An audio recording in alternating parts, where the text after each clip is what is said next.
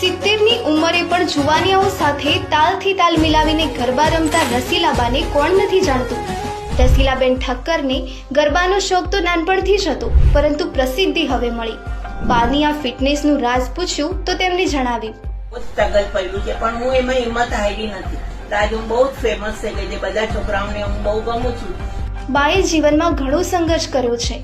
આટલી ઉંમરે પણ રિટાયર્ડ થવા માંગતા નથી। બીજાના ઘરે રસોઈ બનાવવા જાય છે અને ઘરનું બધું જ કામ તેઓ જાતે કરે છે। તેઓ કહે છે, પરિસ્થિતિ સારી કે ખરાબ આવ્યા કરે, પણ જો આપણે હિંમત હારી બેસી જશું તો કેમ ચાલશે। મૂળ જામનગરના રસીલાબા હાલમાં પોતાની દીકરી સાથે મુંબઈમાં રહે છે। ભાડાના નાના મકાનમાં રહેતા ત્યારે બીજાના ઘરે રસોઈ બનાવીને એકલા હાથે જ દીકરીને ભણાવી ગણાવીને મોટી કરી। પણ આ બધામાં નવરાત્રિમાં ગરબા રમવાનો શોખ વચ્ચે ક્યારે અવરોધ આવવા દીધો નથી। બાની આ પ્રતિભા લોકો સામે ત્યારે આવી જ્યારે તેમનો એક વિડીયો 2017માં વાયરલ થઈ ગયો। 2 વર્ષ પહેલા મારી હારે હું ગરબા રમતી હતી તો મને દિવેશ ચંદાણી મળી ગયો, તો એને મારો વિડીયો વાયરલ કરી નાખ્યો છે। તો આજે હું બહુ જ ફેમસ થઈ ગઈ છે। બધા છોકરા મને બોલાવે છે કે બા આવો અમારી સાથે રમવા, અમારી સાથે રમવા।